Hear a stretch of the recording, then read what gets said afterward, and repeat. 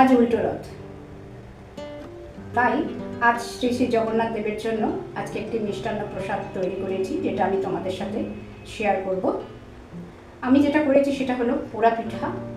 আজকের দিনে জগন্নাথ দেবকে পোড়া বেগুন পোড়া, পোড়া পিঠা এইগুলো দেওয়া হয়।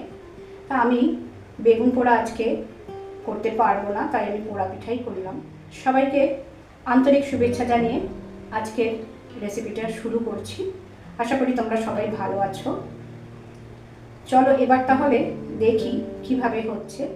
আর তোমরা লাগছে কাজু, কিশমিশ আর নারকোল কুচি করে নিয়েছি, এইগুলো আমি ঘিয়েতে ভাজবো। আর লাগছে চালের গুঁড়ো 4 টেবিল চামচ, চালের গুঁড়ো 4 টেবিল চামচ, আখের গুড় আর তার ডবল দুধ লাগছে। এবারে কড়াইতে আমি ঘি নিয়েছি, নিয়ে তাইতে আমি কাজু, কিশমিশ আর নারকোলটা ভেজে নিচ্ছি। নিয়ে চালের গুঁড়োটা দিয়ে দিলাম। চালের গুঁড়ো দিয়ে বেশ কিছুক্ষণ নেড়ে নেড়ে ভেজে নিতে হবে। এবারে ভাজাটা হয়ে গেলে এতে তোমার দুধটা দিয়ে দিতে হবে। দুধটা দিয়ে ভালোভাবে নাড়তে নাড়তে এরকম একটা মণ্ড তৈরি হবে। তারপরে আমি আখের গুড় দেব। মণ্ডটা তৈরি হওয়ার আগে আখের গুড় দেব না, তাহলে সেটা কেটে যেতে পারে।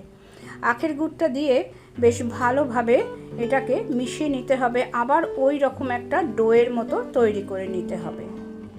এই যে ডোটা তৈরি হয়ে গেছে, এটা বেশ কিছুক্ষণ নাড়া হয়ে গেল।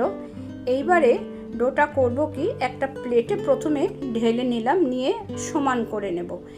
নিয়ে সেটাকে আমি আবার ওই কড়াইটা ধুয়ে কড়াইয়ের মধ্যে দিয়ে দিলাম।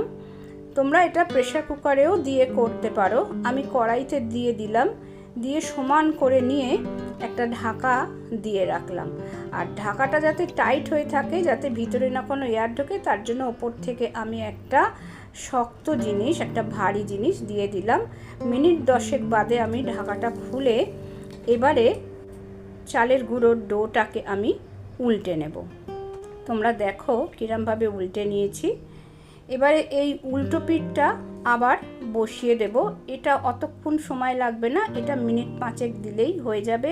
আর গ্যাসের ফ্লেমটা কিন্তু সিমেতেই রাখতে হবে। আবার একটা ভারী কিছু চাপা দিয়ে রাখতে হবে। এইবার ঢাকাটা খুলে দেখে নেব। অপর পিঠটা এতটা পোড়াটা হবে না, অপর পিঠটা একটু লালচে মতো হবে, এরকম লালচে হবে। তৈরি হয়ে গেছে শ্রী শ্রী জগন্নাথ দেবের প্রসাদ। ভিডিওটি আজ এখানেই শেষ করলাম। সবাই ভালো থেকো, সুস্থ থেকো।